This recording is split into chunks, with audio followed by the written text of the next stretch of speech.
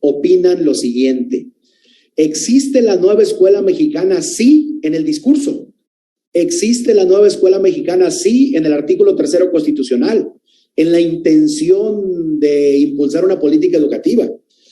Pero si tú vas a las aulas, si tú observas lo que sucede en las aulas, pues no vas a ver una nueva escuela mexicana, vas a ver una escuela que en el mejor de los casos responde al enfoque competencial del Plan de Estudios 2017, que es el que está vigente y por eso deberá tener esa cara, pero en el peor de los casos obedece a una dinámica de hace muchos años, ni siquiera la reforma del 2011 o a las que empezaron en 2004, 2009 en primaria, sí, mucho antes, por lo que se ve en las aulas. Pero específicamente, ¿en qué vamos? ¿Qué se ha ventilado? ¿Qué es lo que existe? Miren, la nueva escuela mexicana se empezó a delinear de manera muy temprana al inicio del presente sexenio en el artículo 3º constitucional, donde ahí ya se establecen algunos aspectos que van a caracterizar a la escuela que se quiere, a la escuela que se pretende impulsar y que, bueno, el sexenio ha avanzado y no se ha visto claro en la parte curricular, solo en la parte política, que al no aterrizar en las aulas, pues no dejan de ser buenas intenciones todavía. Existe la nueva escuela mexicana de la Ley General de Educación, al grado, bueno, que ayer los maestros que hicieron examen para plaza en primaria, pues les preguntaron un montón de cosas del artículo 3º constitucional y de la Ley General de Educación, para que la sepan, pensando en que se preparen para los retos que van a afrontar cuando vienen, ¿no? Se hizo por ahí un libro de formación cívica y ética, de historia, que no cuajó, no tuvo gran impulso por la premura que existía y por lo mal hecho que estaba justamente por esa premura. Pero nos hemos familiarizado en el discurso, en lo que se ha ventilado en los documentos, de términos como interculturalidad, por ejemplo, como atención especial a grupos vulnerables, que es como muy enfática la política gubernamental hacia ese rubro, el énfasis en lo nacional, que es algo que también se está enfatizando, favorecer el pensamiento crítico, al menos en el discurso, porque luego somos como muy sensibles a las críticas, el que debe haber una relación, un replanteamiento de la relación escuela-comunidad. Eso con respecto a la política educativa. Con respecto a la metodología, que también ya Esteban Moctezuma, cuando fue secretario de Educación, lo empezó a hablar, empezó a decir, a lanzar algunas palabritas domingueras, bueno, pues fue el implementar pausas activas, que eso es muy propio de la política educativa actual en el aspecto metodológico. Se empezó a hablar de implementar en las aulas metodologías activas. Se empezó a hablar también de que el aprendizaje que se diera en las escuelas debería ser un aprendizaje colaborativo, que se tendría que trabajar por proyectos y desarrollar desde la educación y desde el trabajo cotidiano del aula una visión holística de la educación. En eso vamos, pero todavía en el papel, todavía en el discurso, todavía en los documentos normativos, no en la realidad aún, ¿sí? Estábamos en esas discusiones enfrascados, pues, cuando de repente, de la noche a la mañana, empezaron a circular documentos preliminares, que seguramente ustedes ya tienen, o si no los tienen, consíganlos, por favor, ya están en las páginas de la Secretaría de Educación Pública. Es el marco curricular de la nueva escuela mexicana, y en los meses de febrero y marzo, pues, se realizaron las asambleas regionales, que estoy seguro ustedes participaron. Algunos de ustedes, por lo menos todo el mundo se dio cuenta de esas asambleas regionales. Está pendiente el diseño de la malla curricular, no se ha hecho, se está haciendo la malla curricular todavía. Se pretendió en las asambleas regionales, y así lo dijeron claramente, de que se iba a discutir con los docentes ese marco curricular para escuchar sus voces, para que esas voces estuvieran plasmadas en los libros de texto gratuito que ya se empezaron a hacer. Tan es así que la persona que impulsó, que coordinó esas asambleas regionales, que en realidad eran foros, era el director general de materiales educativos, de nombre Marx Arriaga, el doctor Marx Arriaga. ¿Sí? Seguiría, por supuesto, la capacitación a docentes, que no debería tener cara de capacitación, debería ser formación docente.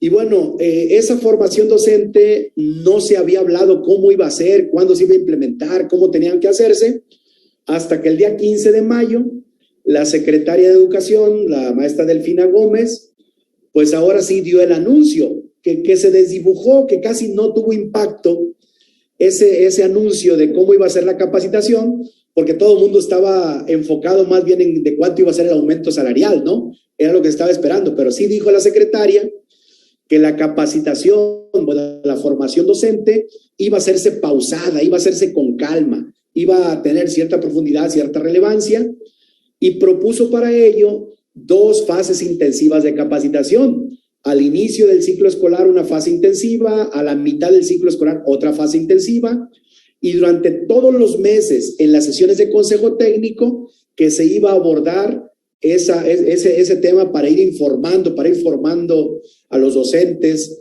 en el marco curricular de la nueva escuela mexicana. Maestros, sabemos que esos espacios son insuficientes, el tiempo nunca alcanza. Entre nosotros a veces tenemos ciertas lagunas que no podemos resolver. Entonces, cuando ha ocurrido eso, desde los organismos de la sociedad civil especializada en educación, que es al que pertenece el nuestro, Centro de Investigación Educativa y Capacitación Institucional, bueno, les ofrecemos igualmente los servicios de formación a los docentes con toda la experiencia de que van a tener información de primera mano. Bueno, ya se organizarán, ya verán qué recursos hay, cómo le hacemos para seguir dándole seguimiento. Y sería un placer, de verdad, colgarnos esa medalla de decir, nosotros tuvimos un papel preponderante en que Hidalgo sea vanguardia y sea punta de lanza en la implementación de la metodología de la nueva escuela mexicana. Ojalá nos concedan ese privilegio. ¿Sí?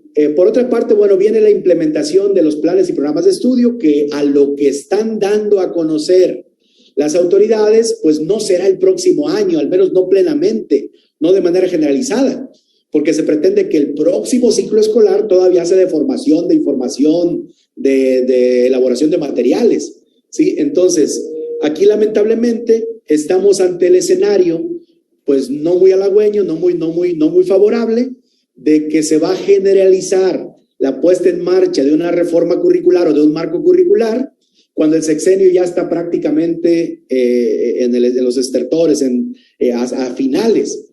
Y sabemos cómo se ha movido la política educativa de nuestro país, es lamentable reconocerlo.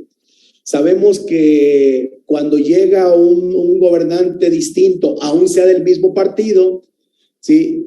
Cambia, quiere poner su sello personal y casi siempre hemos experimentado, lamentablemente, el borrón y cuenta nueva.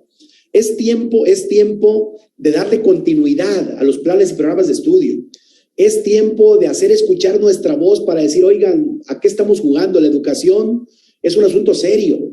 La educación debe ser permanente en los aspectos metodológicos, por lo menos. Debe seguir una línea, un continuo, ¿sí? Independiente de los vaivenes de los gobiernos. ¿Sí? Pero ahí vamos en este momento. Bueno, entrando en materia, maestras, maestros, ya del contenido del marco curricular 2022. Cuando se hace un plan de estudios nuevo, es importante que ustedes lo tomen en cuenta.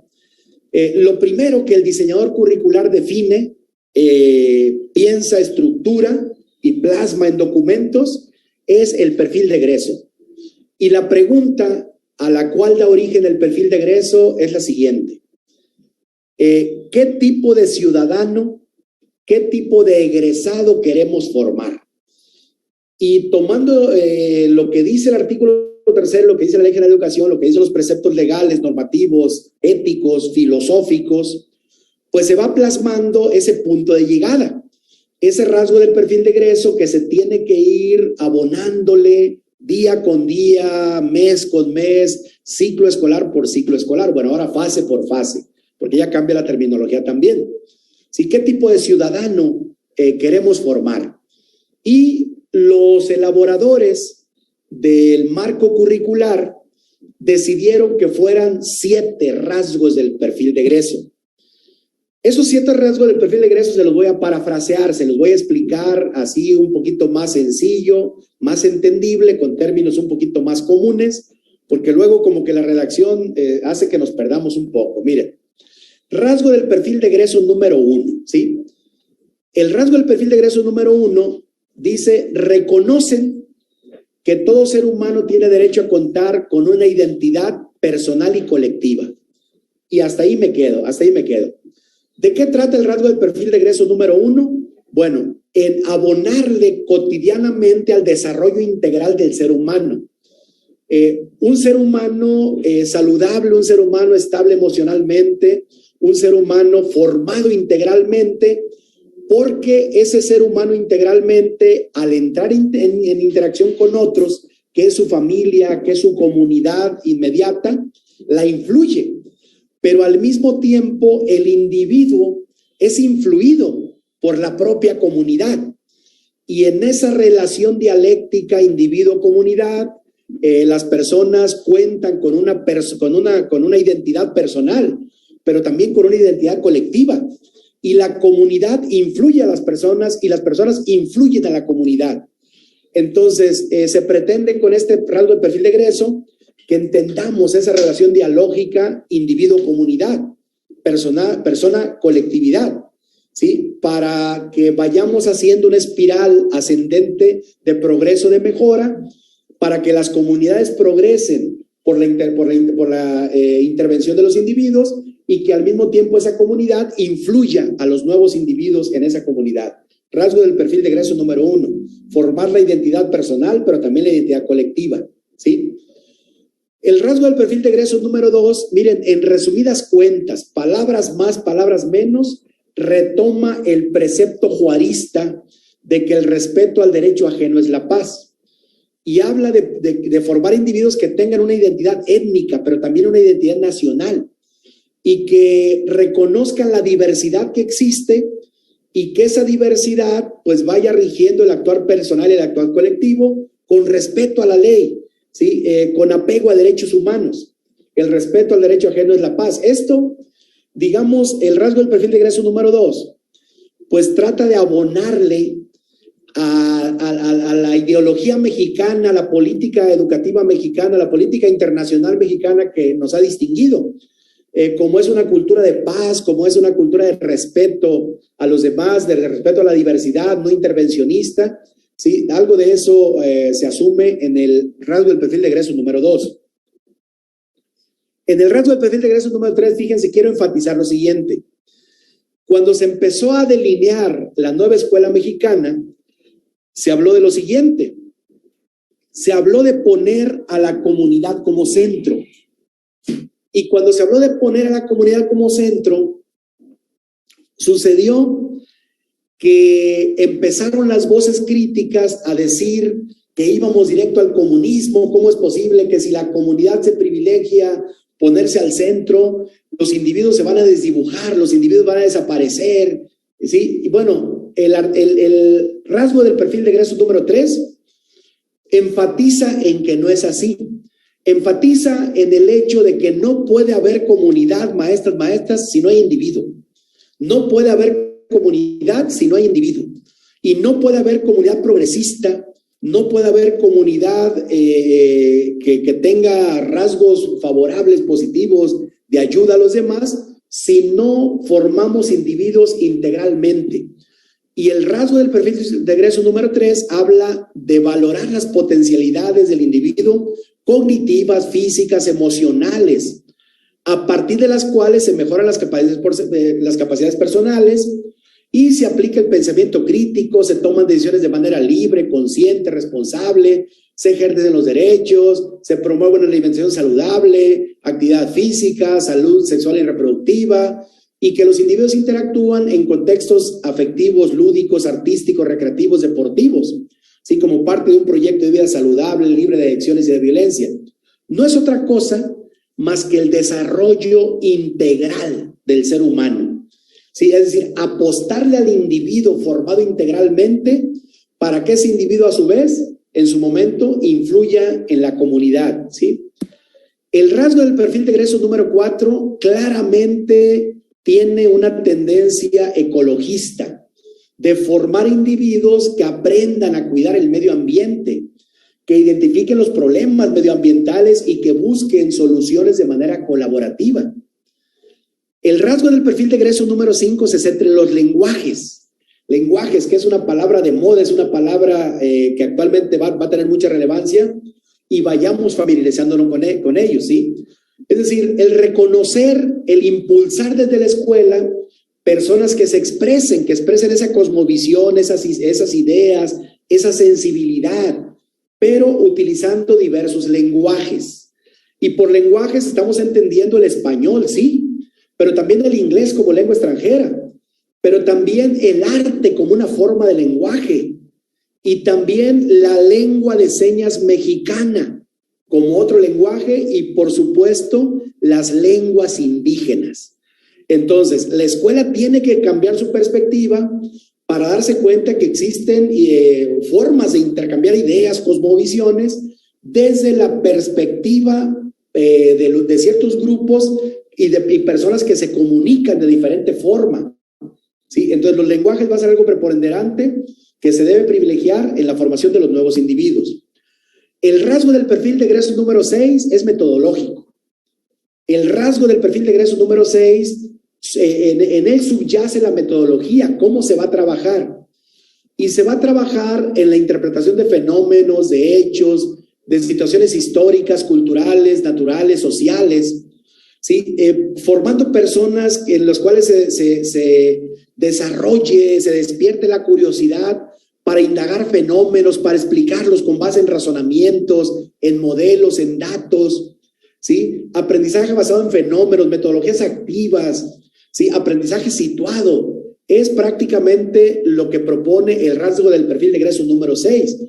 Un aprendizaje con autonomía, un aprendizaje colaborativo, un aprendizaje basado en proyectos, en situaciones, en hechos, en fenómenos. Ese es el rasgo del perfil de egreso número 6.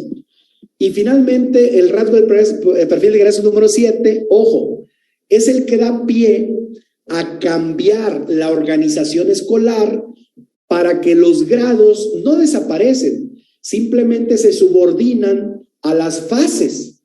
Y sí desaparecen los ciclos escolares y ahora aparecen las fases. Y el rasgo del perfil de egreso número 7 nos da pie a eso. Nos dice que las personas tienen diferentes capacidades, diferentes características, distintas condiciones, distintas necesidades, ¿sí? Entonces, sin embargo, vivimos en una única sociedad intercultural y eso nos obliga a trabajar de manera cooperativa.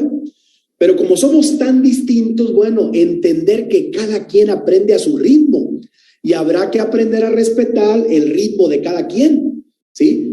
Entonces, eso da pie a que las fases nos manden el siguiente mensaje. A ver, maestras, maestros.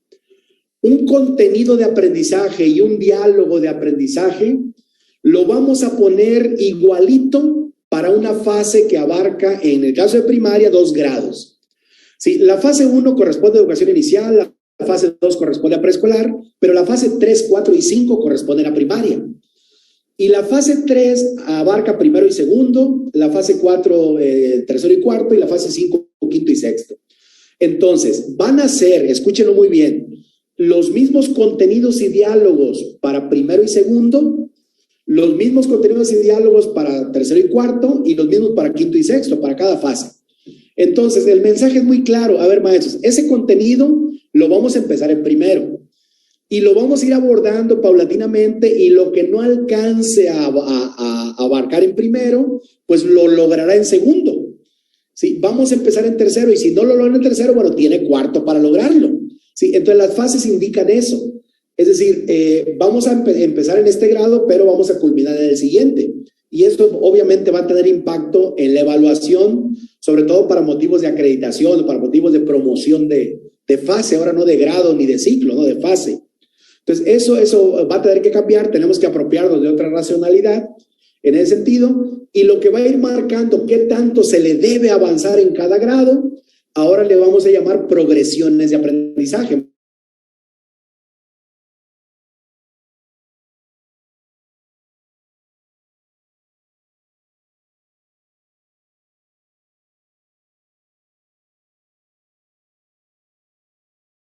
Ritmos de aprendizaje, pues es importante respetar ese ritmo y dar un espacio un poquito más amplio para que se logren los contenidos de aprendizaje en periodos más amplios de tiempo, ¿ok? Entonces, en este sentido, bueno, esos son los 7 rasgos del perfil de egreso. Ahora, vámonos ahora a los ejes articuladores.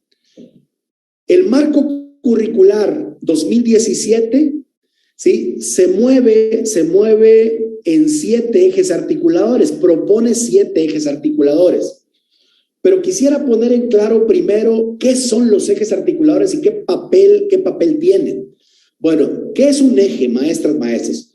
Un eje es un elemento transversal, ¿sí? que atraviesa prácticamente todo un sistema.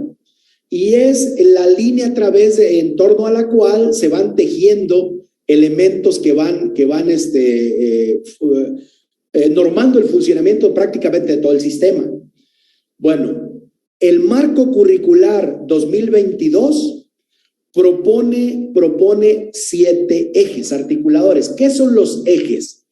Los ejes, maestras, maestros, son las características que debe tener la educación mexicana en todo momento, en todo lugar. Es decir, se haga lo que se haga, se proponga lo que sea, ¿sí? En el trabajo cotidiano de la escuela, en el aula, en una situación de aprendizaje, en un proyecto, la vida de la escuela en general debe caracterizarse, 1, por ser incluyente, 2, por favorecer el pensamiento crítico, 3, por favorecer, porque se note en el trabajo cotidiano de la escuela la interculturalidad crítica, que se promueva, se respete y se forme la igualdad de género, que se fomente la lectura y la escritura. En cualquier actividad, en cualquier proyecto, el fomento de la lectura y la escritura es importante.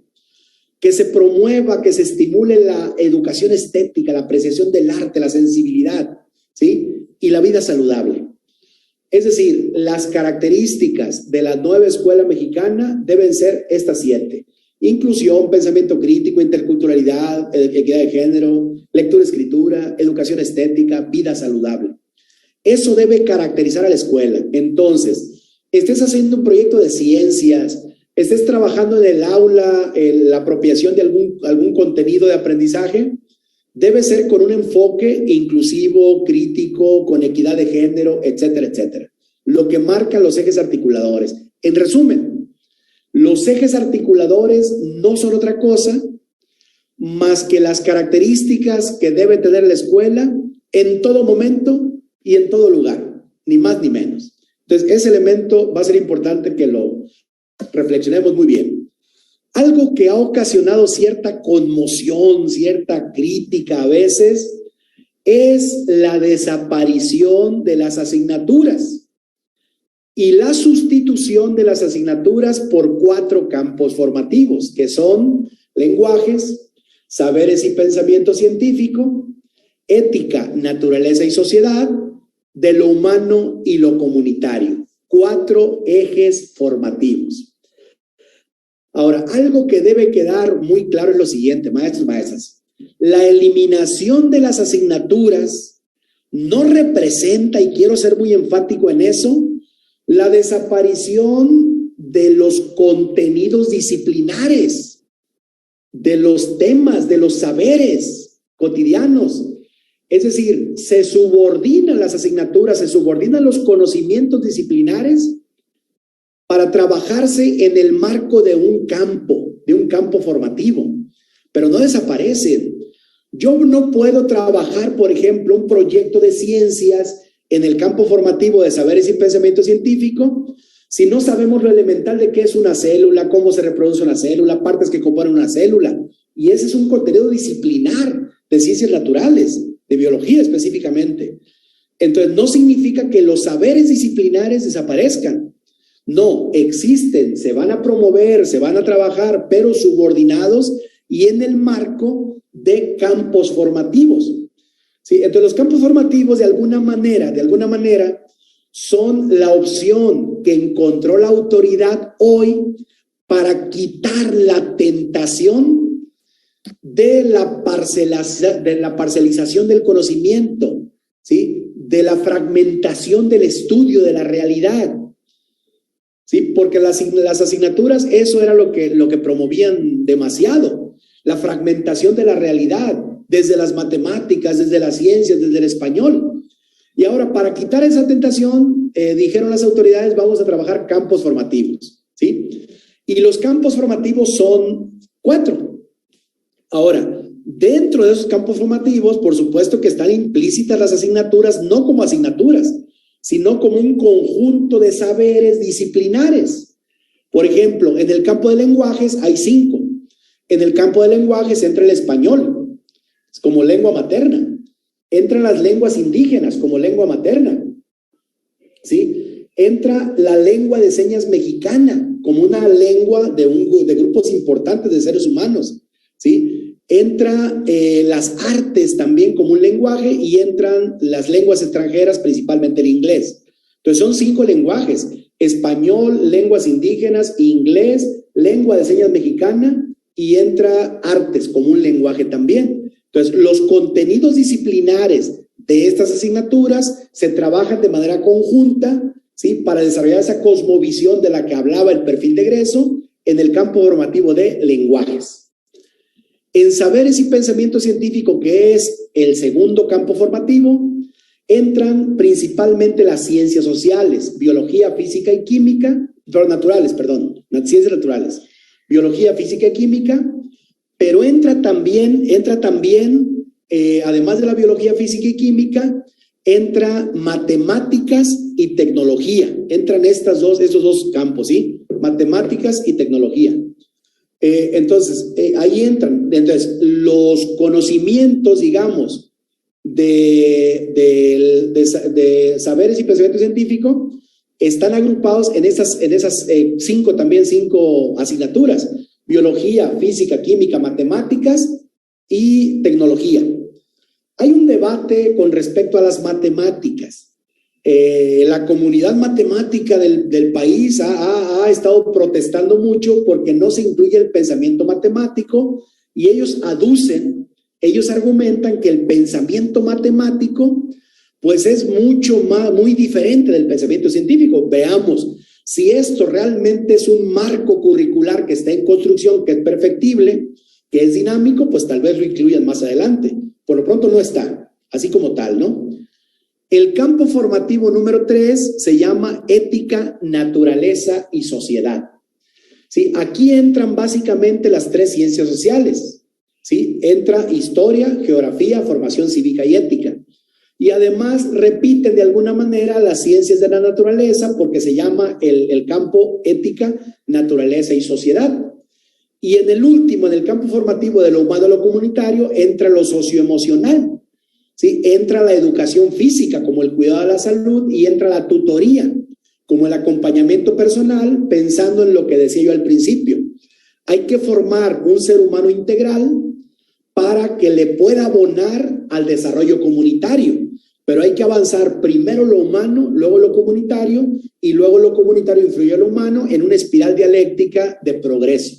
¿Sí? Esos son los 4 campos formativos. Enfatizo lo siguiente: no desaparecen los contenidos disciplinares, desaparecen sí las asignaturas, al menos no van a estar en una boleta, aparecerán campos formativos. Y los proyectos y lo que se haga en el aula debe enmarcarse en campos formativos, ¿ok? Los programas de estudio, maestras, maestros, se desarrollan, se dividen en 3 grandes áreas, en 3 grandes apartados. El primer apartado son los contenidos, el segundo apartado son los diálogos, el tercer apartado son las progresiones de aprendizaje. Además, en los programas de estudio vienen sugerencias didácticas, que son eso, que son ideas, son planteamientos, son sugerencias, su nombre lo dice, al docente de cómo puede abordar esa situación de aprendizaje. Y también hay en esos mismos programas sugerencias para la evaluación, que deben tomarse como tal, son simples sugerencias. Tú sabrás, maestra, maestro, si esas sugerencias te sirven, te dan una idea, las incorporas o buscas por otro lado, ¿sí? Pero vayámonos a los 3 elementos básicos que componen los programas de estudio: los contenidos, los diálogos y las progresiones de aprendizaje. Miren, ¿qué dice el marco curricular acerca de los programas de estudio, acerca de los contenidos? ¿Qué es un contenido? Miren, un contenido, maestras, maestras, así, textualmente, como dice el marco curricular, fíjense, dice: son los objetos de estudio. Los contenidos son los objetos de estudio, es decir, Son cosas que se tienen que estudiar. Eso entendemos por objeto de estudio. Pero vean lo que sigue, y esto es bien importante, dice, también son el medio. ¿Para qué? Bueno, parafraseando, para conseguir el desarrollo integral de los individuos, el desarrollo armónico de todas sus capacidades. Entonces, son los objetos de estudio y también son el medio para conseguir el desarrollo integral del individuo. A ver, reflexionemos sobre lo siguiente. Si los contenidos, maestras, son el medio, pues automáticamente estaremos concluyendo que no son el fin. Si son el medio, no son el fin. Por lo tanto, los contenidos no son un punto de llegada. Los contenidos son insumos, son materia prima, son un medio. ¿Para qué? Para que el docente desarrolle a partir de ese contenido propuesto en el programa, que el docente diseñe situaciones de aprendizaje abarcativas, integradoras, holísticas, para que los individuos pues consigan desarrollar diversos aprendizajes, ¿sí? Y que logren desenvolverse en distintos ámbitos de la vida y a partir de las situaciones atender necesidades sociales expresadas en las finalidades educativas. Esos son los contenidos, no son un fin, son un medio para diseñar situaciones holísticas, integradoras, proyectos, pues. ¿Qué son los diálogos? El segundo elemento son los diálogos. Maestras, maestros, jefes de sector, supervisores, directivos, maestros. Los diálogos, fíjense lo que dice el marco curricular. Son el medio, otra vez la palabra medio. Y al decir son el medio, pues automáticamente hay una deducción de que no son el fin. Sí, son el medio, o sea, no son aspectos que los alumnos tienen que aprender, no, son el medio para que el estudiantado estructure los conocimientos de cada campo formativo. Y lean con atención y escuchen con atención lo siguiente, que es muy relevante para el trabajo docente. ¿Qué son los diálogos? Los diálogos establecen, lo leo con calma, los aspectos centrales para organizar el trabajo de planeación, seguimiento y evaluación de los contenidos entre el profesorado, bla, bla, bla. En otras palabras, los diálogos van a ser el referente para que el docente diseñe situaciones de aprendizaje enfocadas, bueno, a que los alumnos se desarrollen integralmente. Entonces, si en el programa vigente actual el referente para la planeación son los aprendizajes esperados, en el marco curricular 2022 el referente van a ser los diálogos y claramente lo establece el mismo marco curricular textualmente. Yo esto lo copié y lo pegué. Entonces, esos son los diálogos. Ahora, algo importante que es bien importante que ustedes sepan. Primaria, me dirijo solamente a primaria, se divide en 3 fases. A primaria le corresponden la fase 3, primero y segundo de primaria, la fase 4, tercero y cuarto, la fase 5, quinto y sexto. Bueno, los contenidos, maestras, maestros, son los mismos para cada fase. Va a haber los mismos contenidos y diálogos, para primero y segundo, los mismos contenidos y diálogos para tercero y cuarto, los mismos contenidos y diálogos para quinto y sexto, los mismos, ¿ok? Entonces, si no lo logran primero, bueno, tiene oportunidad de seguirlo favoreciendo para lograrlo en segundo. Si no lo logra en tercero, bueno, lo sigue favoreciendo para desarrollarlo en cuarto o en quinto para sexto. Sí, es decir, ahora son 3 fases de la educación primaria. Y quiero decirles, a mi juicio, y con la experiencia de otros países, deberían ser solamente 2 fases en la educación primaria. ¿Se acuerdan, maestras, maestros, sobre todo los de la vieja guardia, que en primaria, hace muchos años, se dividía en primaria alta y en primaria baja? ¿Sí? Así debería de ser más o menos. Pero bueno, decidieron dejar 3 fases, ¿sí? La fase 3, la fase 4 y la fase 5. Entonces, un contenido, maestras, maestras, es un bloque amplio de información, de formación, un bloque amplio que es un medio, que es un objeto de estudio. Bueno, de cada contenido, escúchenlo bien, de cada contenido se derivan 2, 3, 4 diálogos, 5 diálogos. O sea, 5 diálogos, 1, 2, 3, 4, 5 diálogos, pueden abonarle paulatinamente a el estudio de un contenido a partir de una situación de aprendizaje diseñada por el propio docente. ¿Y cómo vamos a saber, por ejemplo, de ese contenido y de ese diálogo qué es como lo mínimo que se debe abordar en primero y lo mínimo que se debe abordar en segundo? Bueno, ese elemento que nos va a servir como referencia para ver qué se le avanza en primero y qué se le avanza en segundo, qué se le avanza en tercero, qué se le avanza en cuarto, qué en quinto, qué en sexto, ese elemento se llama progresiones de aprendizaje. Si las progresiones de aprendizaje son referentes que nos van a ir diciendo qué se le avanza en primero, qué en segundo, qué en tercero, qué en cuarto. Y por lo tanto, como progresiones de aprendizaje, van a ser el referente de la evaluación. Las progresiones de aprendizaje se definen como los referentes, escúchenlo, para las maestras y los maestros que orienten los procesos de aprendizaje a lo largo de la fase en cada grado. Entonces, no desaparecen los grados como tal. Los grados se organizan de tal forma que siguen existiendo, pero en el contorno y en la atmósfera de una fase, ¿sí? Entonces, es simplemente para ubicar, así lo dice la definición, los niveles de aproximación a los saberes en un momento de desarrollo en que se encuentran las y los estudiantes. ¿Sí? Son como el referente para ver cómo se van aproximando a los saberes en un grado determinado, ¿ok? Esas son las progresiones de aprendizaje. Ahora, esos son los 3 elementos en que se divide el programa, repito, contenidos, diálogos y progresiones de aprendizaje. El contenido es el objeto de estudio grueso, los diálogos son los contenidos específicos, digamos, de ese los diálogos son el contenido, el aspecto específico de ese contenido, y las progresiones de aprendizaje, el referente para ir viendo el avance que van teniendo los alumnos en cada grado escolar, ¿no? Bueno, si nos quedaba duda de cómo iba a ser el trabajo, bueno, les pongo un ejemplo. Miren, este es un contenido de la fase 5 de primaria, del campo formativo Saberes y Pensamiento Científico, de ahí lo tomé.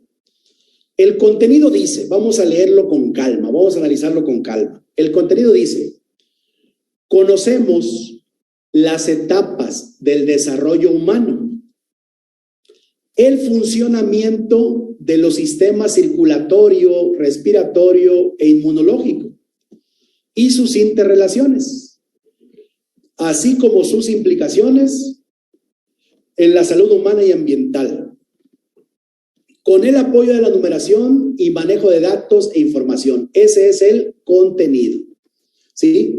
Es un contenido muy abarcativo, muy ambicioso, conocer las etapas del desarrollo humano, cómo funciona el sistema circulatorio, respiratorio, inmunológico, sus interrelaciones. Es demasiado abarcativo.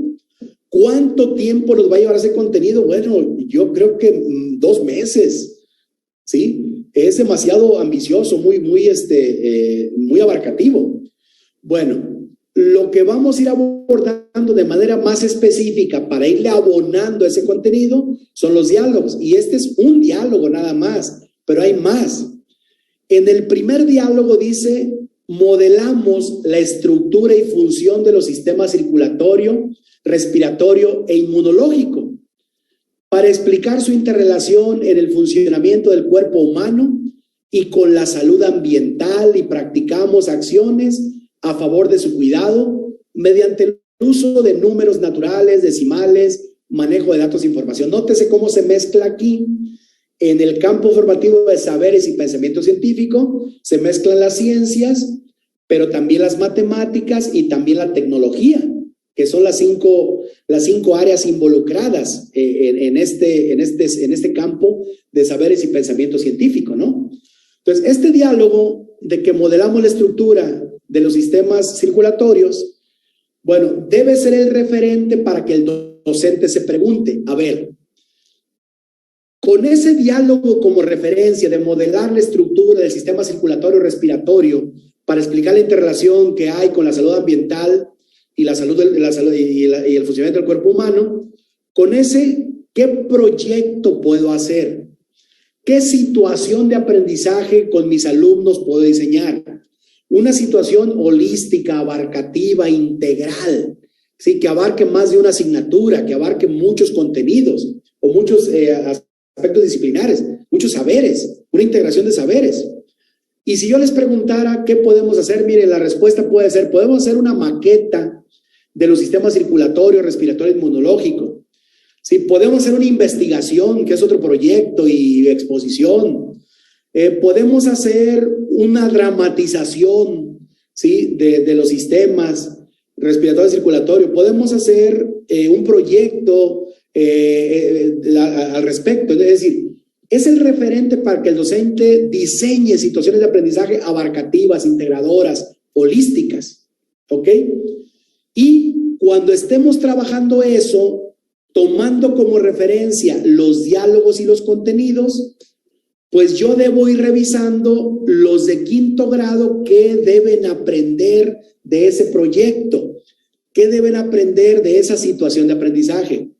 Y me dice claramente la progresión de aprendizaje de quinto grado. A ver, quinto grado debe relacionar la función general del corazón, nada más del corazón, y de los vasos sanguíneos que forman parte del sistema circulatorio, pero debe vincular el corazón con los pulmones, con el sistema de respiración pulmonar. ¿Qué relación hay entre los pulmones que oxigenan, ¿sí? y el corazón, que es el que bombea la sangre?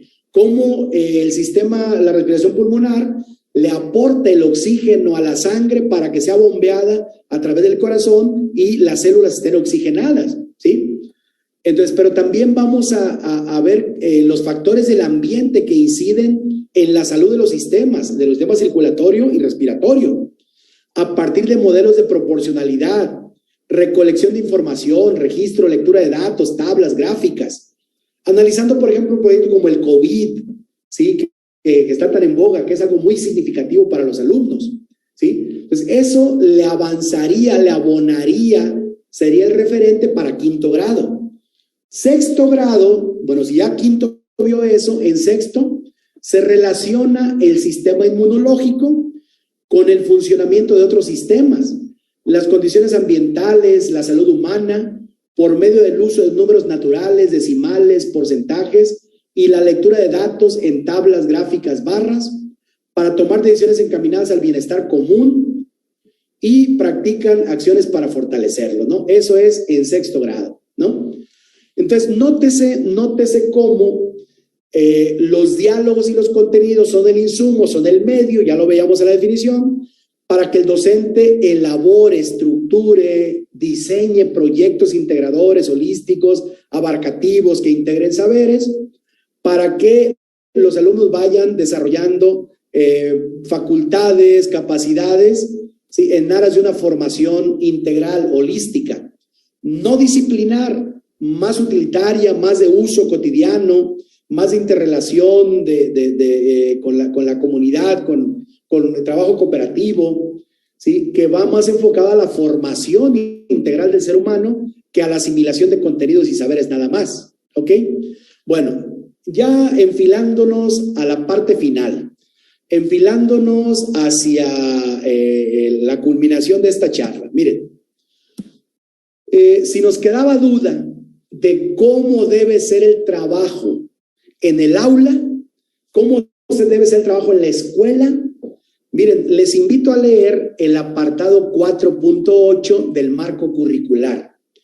Yo lo puse aquí y lo transcribí 1, 2, 3, 4, pero no para que lo leamos, no para que lo analicemos, no. Lo puse para que vean que aquí está claramente expresado, explícitamente, la metodología con la cual se debe trabajar en el aula. Y en el aula, maestras, maestros, se debe trabajar por proyectos. Los proyectos, dice el documento, el marco curricular, son la expresión de la articulación entre la escuela y la comunidad local, pero también la comunidad regional y la comunidad mundial. Son los proyectos.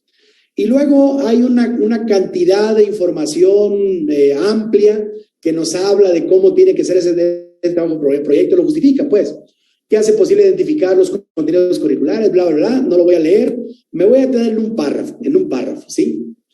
Y dice, en ese párrafo que me parece muy relevante, dice lo siguiente: los proyectos que se formulen en la escuela contarán con una gran red de centros de aprendizaje que conecte a la escuela o a un conjunto de escuelas con la biblioteca pública, con hemerotecas, con ludotecas, con centros digitales, comunitarios, casas de la cultura, centros culturales, comunitarios, museos, medios de comunicación, instituciones culturales, educativas, del Estado, del municipio, de la nación. Ok. Esos son los proyectos articuladores, vinculándolos con la comunidad, ¿sí? Eso es lo que propone el marco curricular 2022, trabajar por proyectos de impacto social, de impacto comunitario. Van a encontrar mucho la palabra relación escuela, comunidad, territorio. ¿Por qué se menciona escuela, comunidad, territorio? Miren, porque en las comunidades rurales o en los pueblos pequeños hay comunidad. La gente se conoce, interactúa, hay personajes en la comunidad muy conocidos, hay costumbres. Pero ya, por ejemplo, en Pachuca, en Actopan, ya ciudades más grandes, deja de haber comunidad. Ya las personas ni se conocen, a pesar de que viven en la misma unidad habitacional. Sí, en esos casos aplica la palabra territorio. Entonces, por eso es relación escuela-comunidad cuando haya comunidad, escuela-territorio cuando lo que es territorio.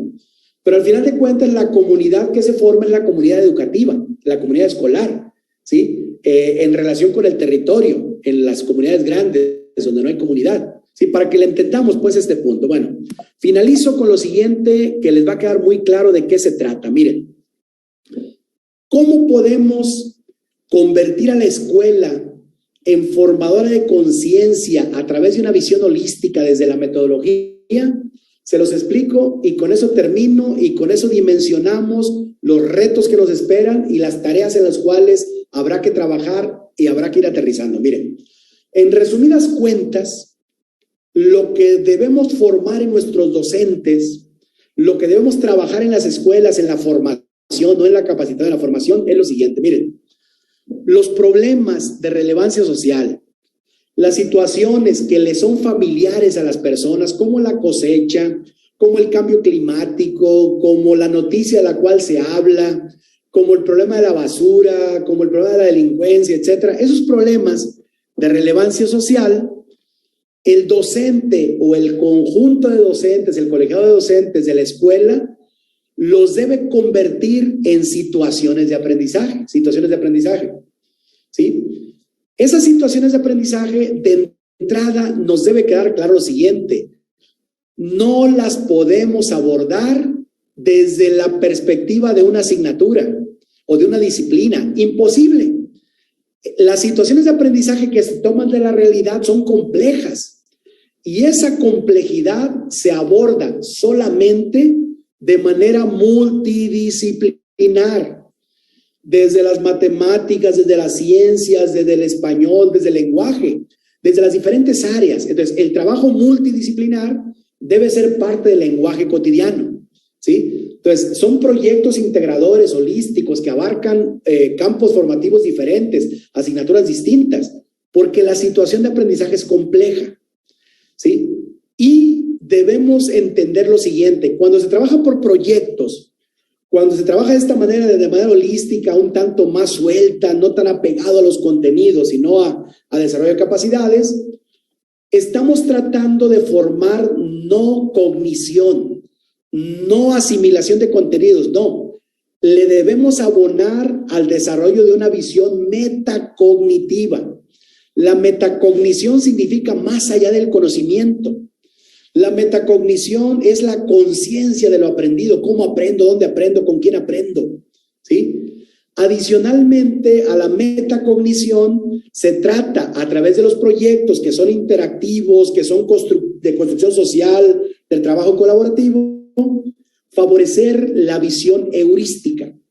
La heurística es la ciencia del método. La heurística es la que nos da respuestas a los cómo le hago, ¿sí? La heurística es la que nos permite desarrollar la creatividad, la búsqueda de soluciones a los problemas. Eso nos da la heurística. Es algo muy procedimental, muy enfocado a los cómo. Y finalmente, a través de los proyectos, le abonamos el componente axiológico, que es el detonante del valor, de la actitud. Porque cuando se conjuga lo metacognitivo, lo heurístico y lo axiológico, es cuando hablamos de favorecer conciencia, de desarrollar conciencia. Porque los problemas, maestros, solamente los vamos a solucionar o vamos a tomar la decisión de solucionarlos cuando somos plenamente conscientes de ello. Justamente los problemas existen, persisten, porque no hay conciencia en los individuos. No separamos la basura porque no somos conscientes del impacto que tiene la basura. No atendemos nuestra propia salud porque no somos conscientes de las consecuencias de lo que tenemos. No actuamos frente al cambio climático porque no somos conscientes de lo que estamos haciendo. Entonces, la escuela debe ser formadora de conciencias, porque solamente la conciencia es la que detona la acción. Acción individual cuando la conciencia es individual, acción colectiva cuando la conciencia es colectiva. Porque solamente la acción y nada más que la acción es la que incide, la que permite intervenir en los problemas y solucionarlos, ¿sí? De eso se trata, ¿sí? Les pongo un ejemplo. Supongamos que en la comunidad en la que trabaja una escuela X hay mucha basura en los alrededores, en la propia comunidad, en la escuela y a los alrededores. A ver, tomamos el problema de la basura, es un problema de relevancia social, lo convertimos en situación de aprendizaje. Y el maestro redacta el problema, y dice, en la comunidad tal se producen tantas toneladas de basura, la gente es muy indolente, la deja tirada donde sea, los camiones recolectores pasan, pero se van a un tiradero municipal. Estamos planteando el problema, ¿sí? Convirtiendo ese problema en una situación de aprendizaje. Ahora, en la escuela vamos a estudiar el proyecto, vamos a poner en práctica el proyecto de la basura, reciclaje, separación, venta de material sólido, etcétera, y lo abordamos, le sacamos provecho en matemáticas. Claro, la basura es peso, es cantidad, es volumen. Le sacamos provecho en artes y hacemos manualidades con la basura. Le sacamos provecho en ciencias y abordamos las ciencias naturales, la ecología, el cuidado del medio ambiente desde las ciencias naturales, ¿sí? Y desde diferentes áreas abordamos y multidisciplinares abordamos el problema de la basura. Cuando estamos trabajando el problema de la basura, estamos no nada más conociendo, estamos desarrollando conciencia de lo aprendido y conciencia de lo ignorado. Estamos aprendiendo los cómo, las soluciones, los procedimientos, porque estamos separando la basura, estamos dándole un tratamiento al hacer manualidades, ¿sí? Y al mismo tiempo estamos favoreciendo el componente axiológico valoral, porque nos estamos dando cuenta que tirar basura donde quiera no es un acto correcto, que debemos ser responsables de depositarla o de no generarla si es posible, de manera innecesaria. Y con ello estamos formando niños, alumnos conscientes, que cuando llegan a su casa le van a decir al papá, a la mamá, mamá, la basura, esa va en orgánica, esa en inorgánica. A ver, ese PET no lo tires, estamos recolectando PET porque lo vamos a vender en la escuela, ¿sí? A ver, la lata de aluminio, papá, de tus botes de modelo, de tus botes de cerveza, ya échamelos porque los vamos a vender, ¿no? Pero están ya desarrollando conciencia, están realizando una acción encaminada a hacer algo por el problema de la basura de su comunidad, ¿sí? Y ese individuo que ya desarrolló conciencia va a influir en su comunidad porque la va a mejorar. Y esa comunidad que es mejor va a ir formando cultura en los individuos, en esa relación dialógica individuo-comunidad. Espero que ya con esto se vaya entendiendo. Miren, la metodología, maestras, a lo que se le llama trabajar por proyectos, en realidad es muy abarcativa. La metodología que conocemos, trabajar por proyectos, se compone de estrategias didácticas del aprendizaje situado.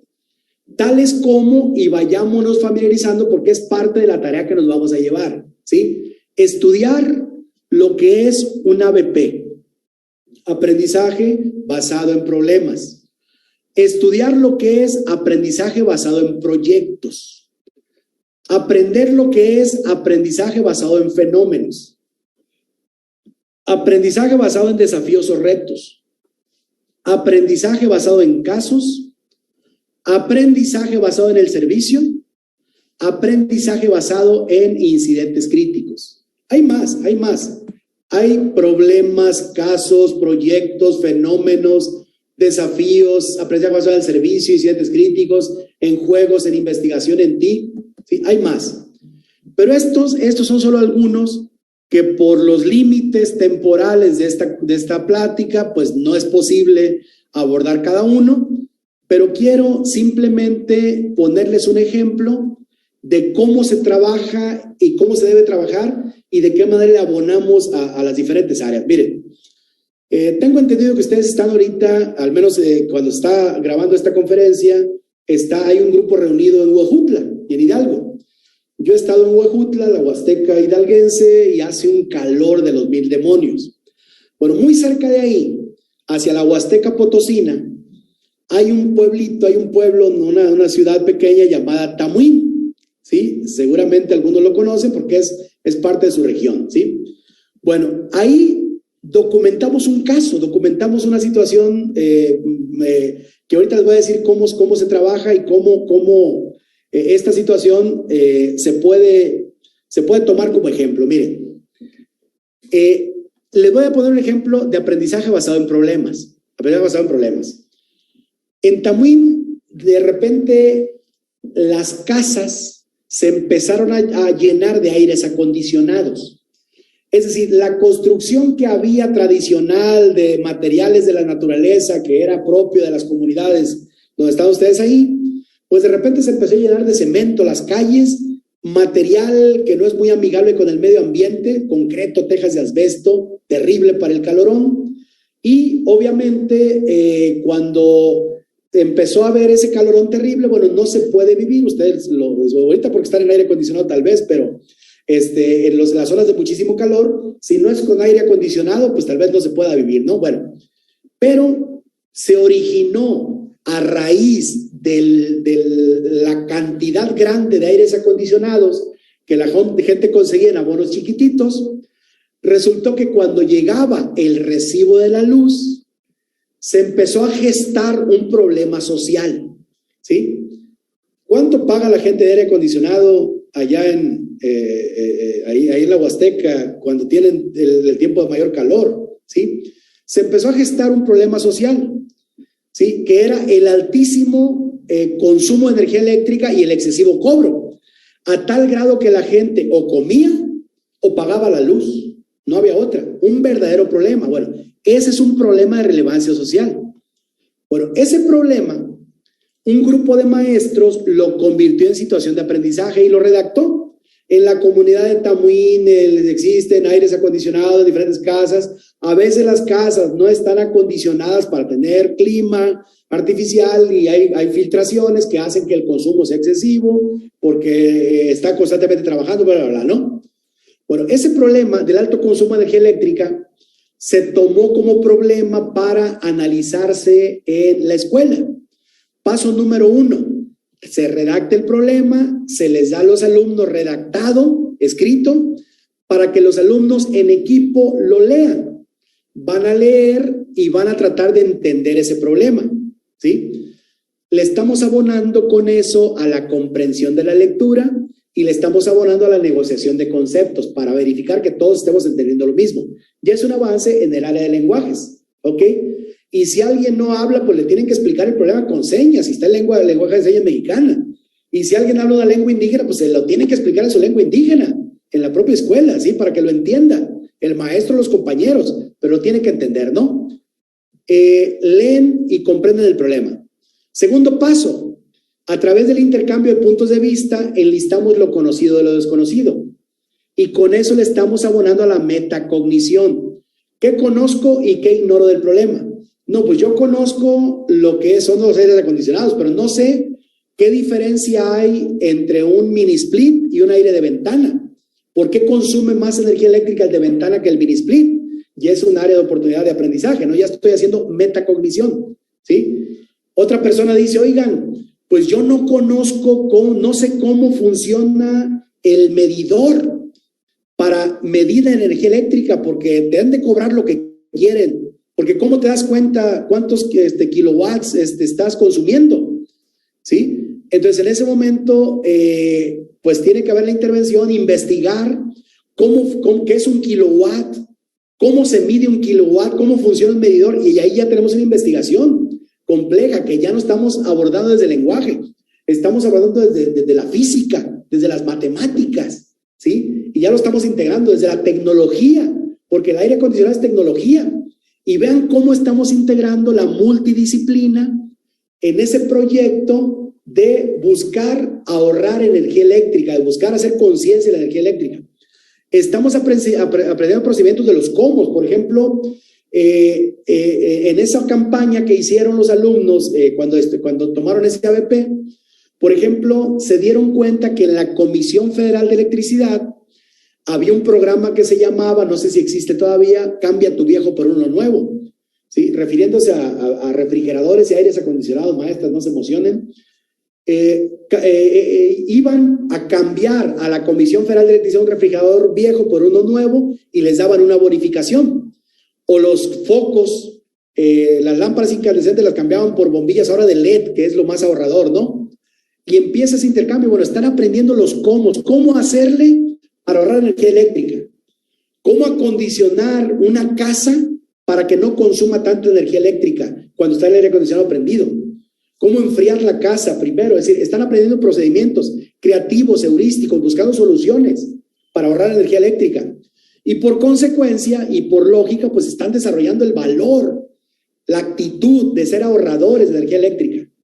En otras palabras, con todo lo que se trata, de verdad fue un proyecto en donde los alumnos hicieron carteles, hicieron una campaña, hicieron cartas a la Comisión Federal de Electricidad, iban a visitar a familias, los orientaban, ellos eran los emisarios de ir de comprar los focos, de ayudarlos a cambiar, ¿sí? Bueno, con todo ello, los alumnos, miren, son actualmente plenamente conscientes de las consecuencias de los altos consumos de energía eléctrica.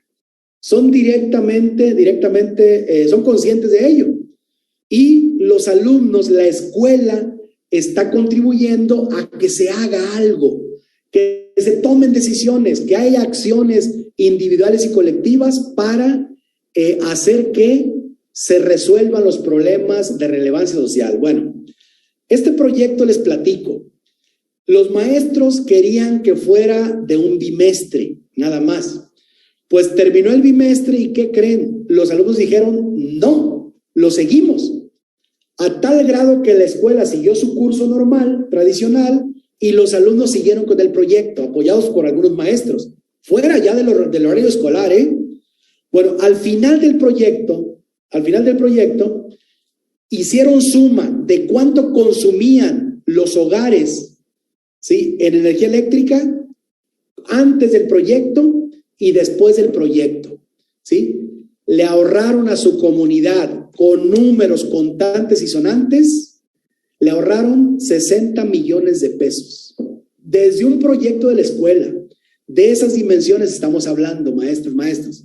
Entonces, ese es un ABP, aprendizaje basado en problemas, ¿sí? El problema lo redacta el maestro, se los da a los alumnos, lo analizan, los alumnos establecen lo cognitivo de lo metacognitivo, proponen soluciones, se elige una, se hace un plan de trabajo, ¿sí? Y al final se evalúa, miren, si el problema se soluciona o no, es lo de menos. El proyecto en sí es altamente rico en formación, en desarrollo de conciencia, en impacto a la comunidad. Entonces, parte de eso es lo que debemos trabajar. Solamente le estoy poniendo como ejemplo el ABP, pero bueno, nos quedaría pendiente avanzar en lo que es cada quien estudie, cada quien investigue lo que es un proyecto, lo que es el aprendizaje basado en fenómenos, aprendizaje basado en retos, aprendizaje basado en casos, aprendizaje basado en el servicio, aprendizaje basado en incidentes críticos. De ese tamaño, maestras, maestros, es la tarea. De ese tamaño es lo que debemos hacer para trabajar de manera holística e integrada por proyectos. Esto implica, por supuesto, muchos retos. Un reto en la formación docente, un reto en el cambio de chip de cómo se debe trabajar en el aula y sobre todo, un cambio de paradigma con respecto a cómo se deben abordar, asimilar los contenidos de aprendizaje, que evidentemente debemos subordinar la asimilación de contenidos, ¿sí?, al desarrollo de capacidades en los individuos, independientemente del orden del progreso que se vaya teniendo, en que se vayan incorporando estos saberes en los individuos. Eso implica un reto para la evaluación que no está resuelto. Están discutiendo todavía cómo sería la evaluación, pero va a ser muy encaminada a la coevaluación, a la autoevaluación, y va a ser muy encaminada a retomar la evaluación formativa versus la evaluación auténtica, esa evaluación formativa.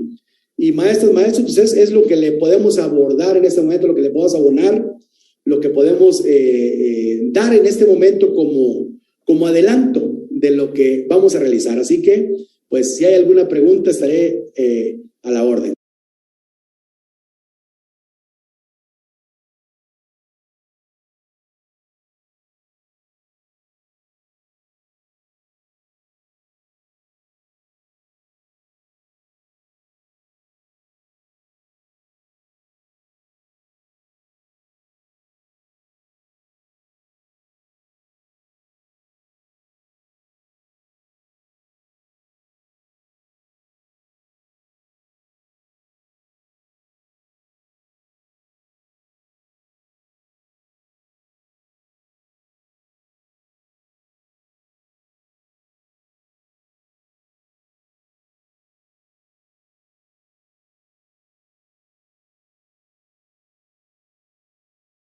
Sí, gracias, adelante. Doctor, buenas tardes. Sí, ¿qué tal? Buenas tardes, maestra Irma. Tenemos aquí 6 preguntas y la maestra Blanquita, jefa de sector, le hace la siguiente pregunta. ¿El diálogo es lo que antes llamábamos aprendizajes esperados? El diálogo, maestra, es mucho más que el aprendizaje esperado.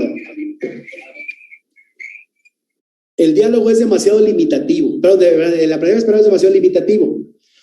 El diálogo es más abarcativo. Digamos, el diálogo abarca un conjunto de saberes que incluirían lo que actualmente llamamos aprendizajes esperados, pero es como un conjunto de aprendizajes esperados el diálogo, más integrados, más abarcativos, ¿sí?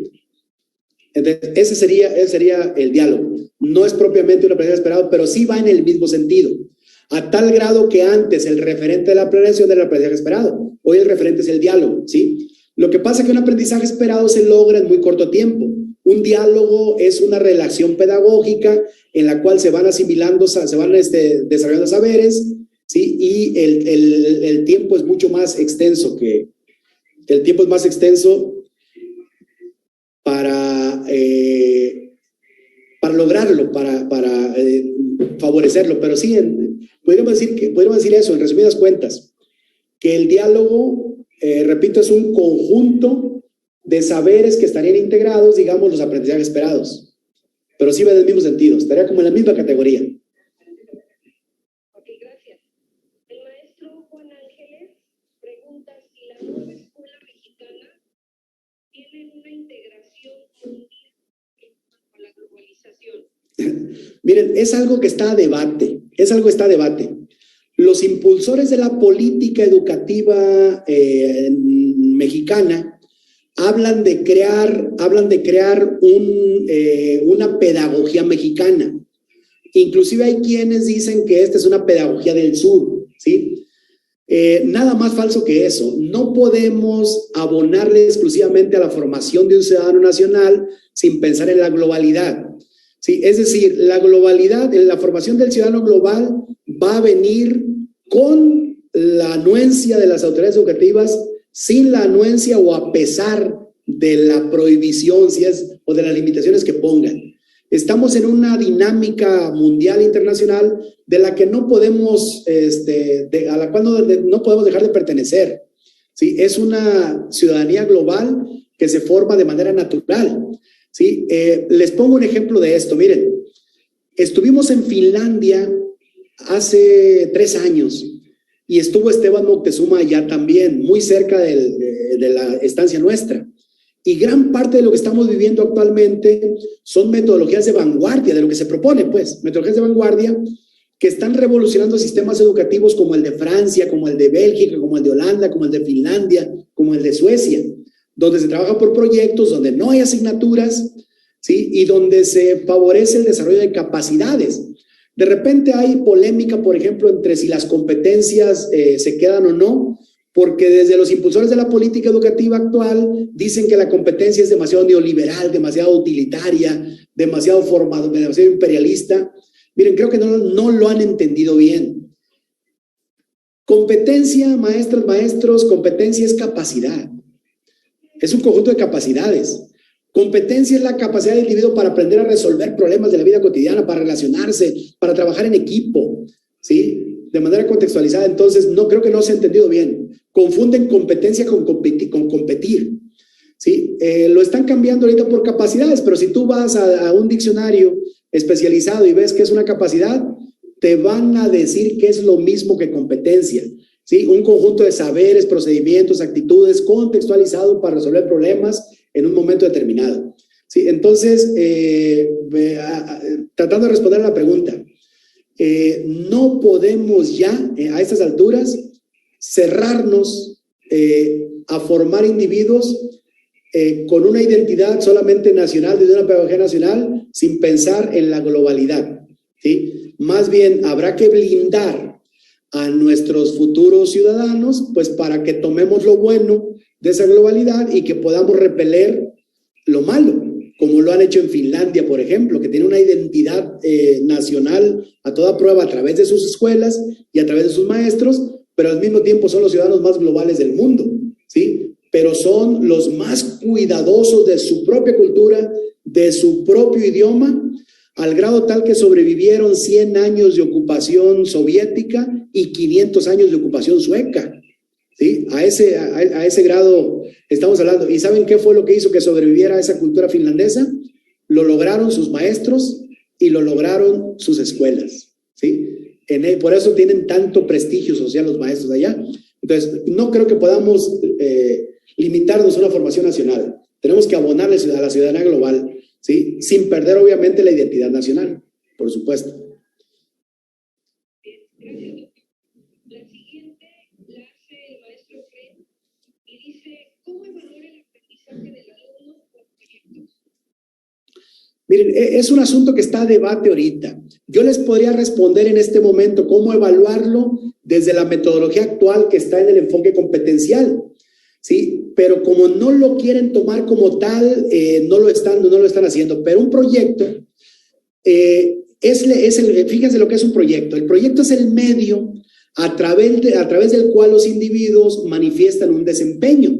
Y el desempeño no es otra cosa más que la movilización conceptual, procedimental, actitudinal, todo integrado para solucionar un problema, para proponer ideas, para buscar soluciones, ¿sí? Ese es un desempeño. Y el desempeño se evalúa con indicadores de evaluación que van normando cuando el desempeño es adecuado y idóneo.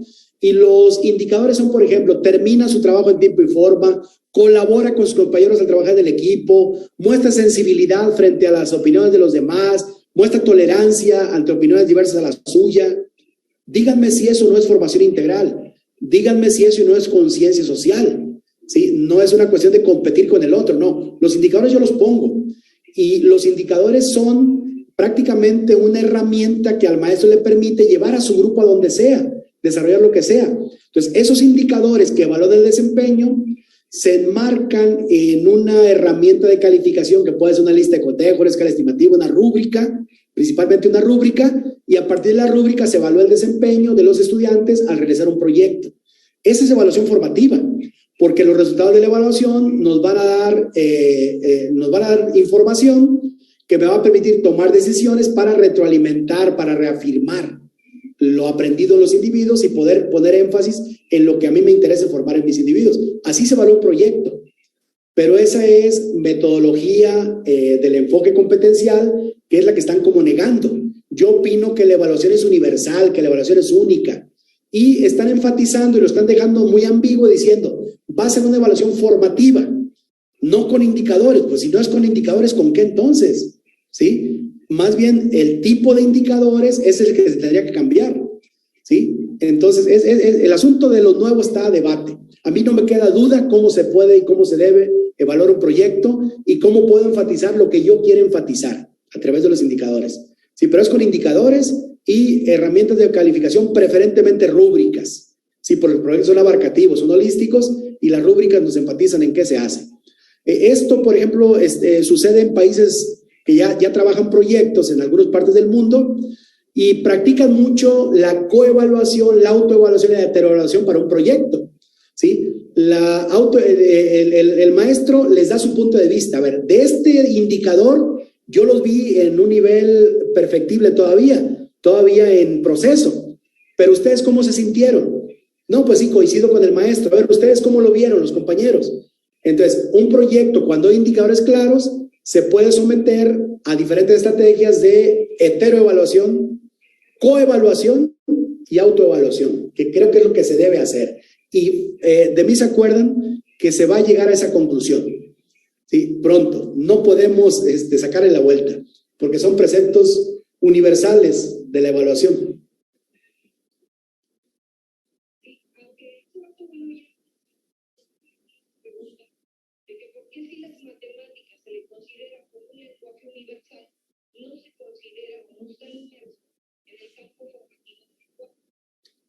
Sí, sí, efectivamente, es algo que está a debate también. La comunidad matemática nacional ha reaccionado y dice, bueno, por lo menos hubieran puesto, en lugar de saberes y pensamiento científico, hubieran puesto pensamiento matemático y pensamiento científico, ¿sí? No sería muy conflictivo ese asunto, ¿no? Pero la englobaron en saberes, pero coincido en que la matemática es todo un lenguaje y debería estar y no tendría por qué no estar las matemáticas en más de un campo formativo, y podría estar en lenguajes y podría estar también en saberes y pensamiento científico, ¿sí? Coincido plenamente con eso, pero cuando tú les preguntas de eso a quienes son los impulsores del marco curricular, dicen, es un marco curricular, está en construcción, veremos si aguanta pues el debate y podamos seguir avanzando e incorporarlo. Está todavía como en discusión y el próximo año va a ser decisivo para eso. Pero sí coincido en que es todo un lenguaje y debería estar incorporado.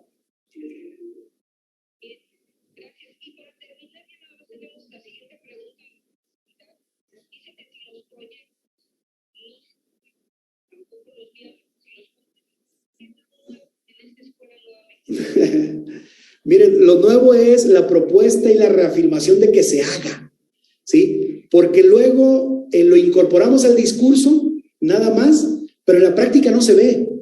Y les digo, yo fui a TP durante 17 años y viví en las escuelas y me tocaba ser el multiplicador de las reformas y demás. Y sí, en el discurso el maestro te hablaba, en el curso te manejaba un discurso de autores, de enfoques y demás, pero lo ibas a visitar al aula y en el aula era un maestro de la vieja guardia, conductista plenamente, entonces pues no se notaba. Entonces, ¿qué es lo nuevo? Pues simplemente la propuesta y la reafirmación de que se haga. En el enfoque competencial que está vigente todavía, se decía que se trabajara de manera holística, de manera integrada, por proyectos. No se hizo.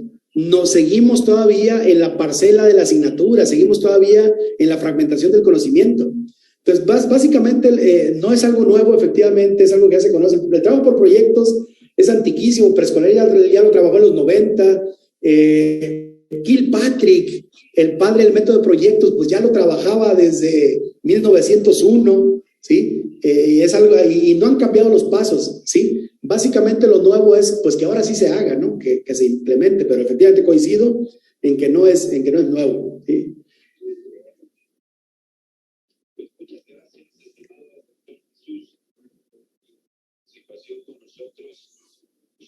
Acostumbramos a entregar el nivel educativo a quienes nos hacen el favor de compartirnos sus saberes, un reconocimiento.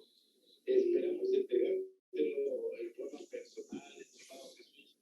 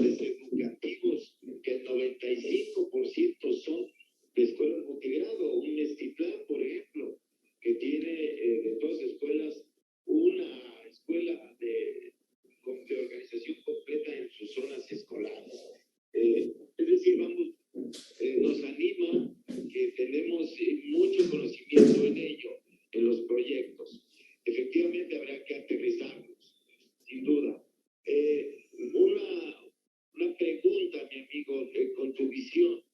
Carlos, Max Arriaga, de los materiales de la SEP, nos dijo en las asambleas que iban a trabajar a marchas forzadas para que estuvieran los materiales listos para el ciclo escolar que viene. Desde tu visión, desde esa cercanía que puedes ir teniendo, estimado doctor, ¿qué nos dices? ¿Estaremos contando con los materiales? Sí, de hecho, se está trabajando a nivel casi obsesivo de que estén los materiales, pero lamentablemente, y quiero decirlo, no acostumbro a guardarme lo que percibo, lo que siento, no pensando en los maestros ni en las escuelas, no, están pensando en el propio gobierno, pues, en sus propias intenciones, y la motivación de que estén los materiales es que no están dispuestos a gastar un peso más en materiales de la reforma neoliberal pasada, ¿sí? Y eso puede ser bueno, puede ser malo, no sé qué, ya lo dirá la realidad, pero efectivamente eso va a garantizar que estén los materiales, ¿sí? Por supuesto que van a estar.